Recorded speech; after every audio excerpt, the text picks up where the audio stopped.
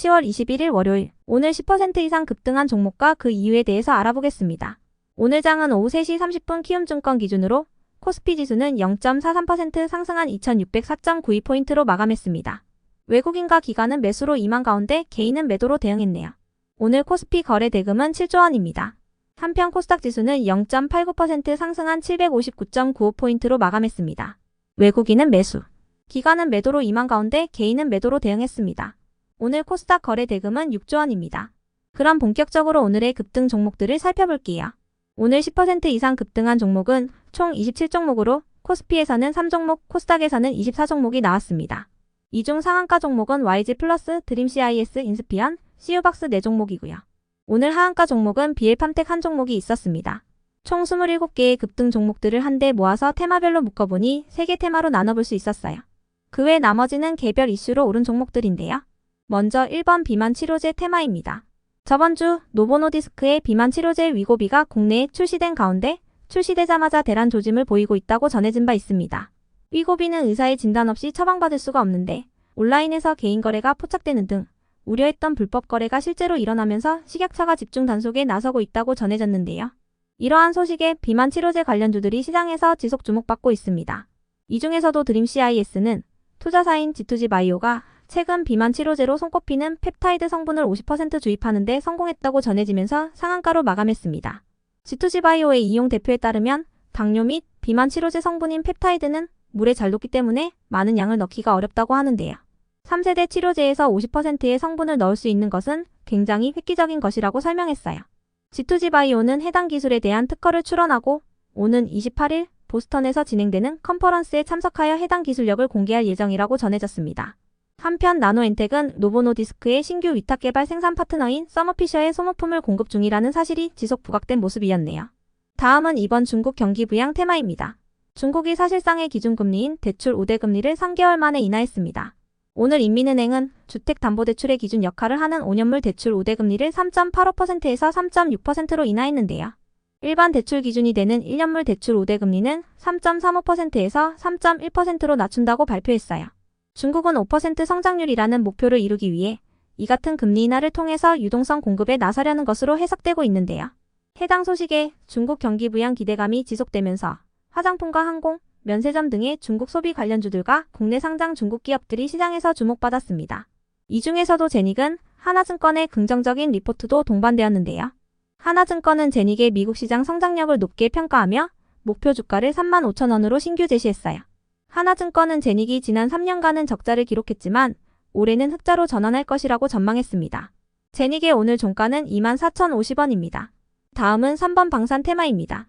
저번 주 금요일 장마감 후 북한이 러시아를 돕기 위해 우크라이나 전쟁의 대규모 파병을 결정하고 병력 이동에 착수했다는 것을 한국정보당국이 파악했다는 소식이 있었습니다.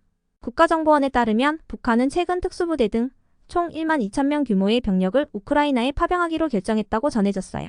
참고로 최근 우크라이나의 젤렌스키 대통령은 북한이 러시아 편에 서서 사실상 우크라이나 전쟁에 참전하고 있다고 주장한 바 있는데요. 이 같은 주장에 힘이 실리면서 방산 관련주들이 상승세를 보였습니다. 한편 중동전쟁이 지속되고 있는 부분도 방산 테마에는 수의 기대감으로 작용하는 모습이에요. 그 밖에도 이번 주 목요일에는 윤 대통령이 폴란드 대통령과 정상회담을 가질 예정인데요. 이번 회담에서는 방산과 원전 등의 분야에서 협력을 강화할 예정이라고 하니 체크해주세요. 그 외 나머지는 개별 이슈로 오른 종목들인데요. 먼저 인스피어는 코스닥 시장에 신규 상장한 이틀째 강세를 이어갔습니다. 인스피어는 소프트웨어 컨설팅 및 보안 솔루션 개발 업체로 상장 첫날 공모가 대비 31% 상승한 가격으로 마감한 바 있습니다.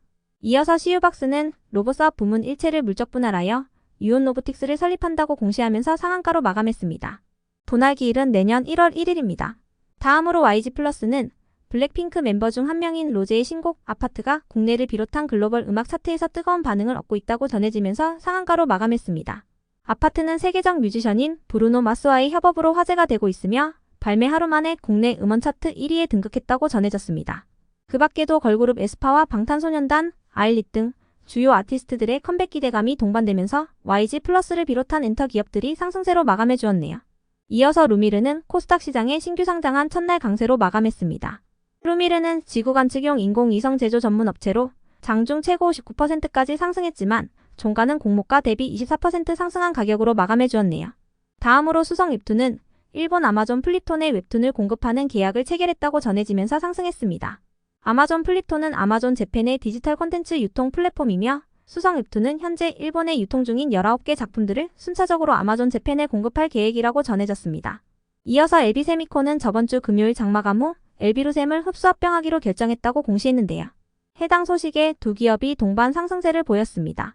합병 비율은 1대1.1이며 합병 기일은 내년 2월 1일입니다. 신주 상장 예정일은 내년 2월 21일입니다. 다음으로 넥스티를 비롯한 일부 대왕고래 관련주들이 상승했습니다.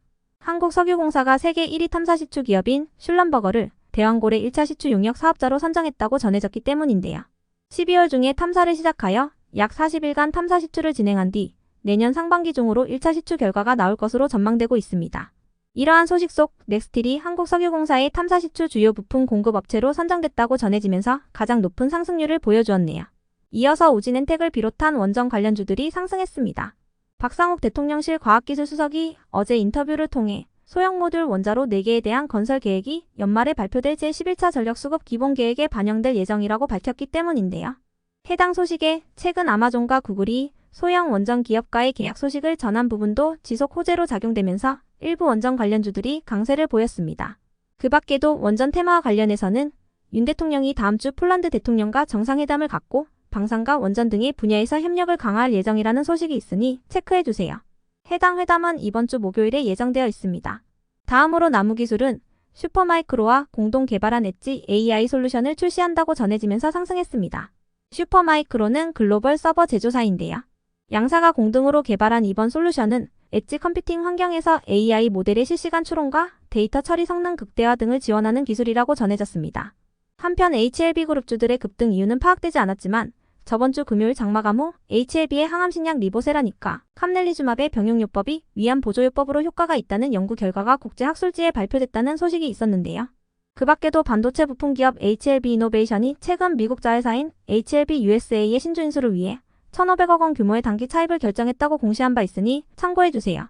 이번 차입을 통해 미국 진출을 가속화할 것으로 기대되고 있으며 HLB 이노베이션은 오늘 9.4%의 상승세로 마감한 바 있습니다. 한편 이오플로우와 모비데이즈, 아모텍의 급등 이유는 파악되지 않았습니다. 이어서 한올바이오파마는 최근 6년 연속으로 국제표준 부패방지 경영시스템 사후심사 적합 판정을 받았다는 소식이 있었는데요. 해당 경영시스템은 조직에서 발생할 수 있는 부패 리스크를 사전에 통제하고자 개발된 국제인증이라고 합니다. 이러한 소식이 지속 호재로 작용되는 가운데 자가 면역질환 치료제인 바토클리맙의 마일스톤 수령 확대 기대감도 지속되며 강세를 보였다고 알려졌습니다. 다음으로 MK전자는 중국 법인이 2분기 최고 실적을 달성하며 중국 장내 자본시장 진출을 고려 중이라고 전해지면서 상승했습니다. 이와 관련하여 MK전자의 관계자는 현재 중국 법인의 연말 실적을 고려했을 때 베이징 거래소의 기업 공개 기준을 무난히 상회할 것으로 예상된다고 언급했는데요. 현재는 관련 TFT를 구성하여 상장 관련 추진을 계획하고 있다고 전해졌습니다. 이 같은 소식에 MK전자가 중국 증시 상장 기대감을 입은 모습이었네요. 한편 파킨슨병 신약을 개발 중인 카이노스메드의 급등 이유는 파악되지 않았는데요. 카이노스메드는 최근 신경퇴행과 신경질환 치료 임상 전문가인 캐럴리 발로 박사를 글로벌 임상 책임자로 영입했다는 소식이 있었으니 참고해주세요. 끝으로 오늘은 하한가를 간 종목도 한 개가 있었는데요. BL팜텍은 결손금 보전을 위한 재무구조 개선 목적으로 10대1 비율의 무상감자를 결정했다고 공시하면서 하한가로 마감했습니다. 이에 따라 발행 주식수는 8,897만 주에서 889만 주가 될 예정입니다. 그럼 오늘의 거래량과 거래대금 상위 종목들을 시장별로 살펴보고 마칠게요.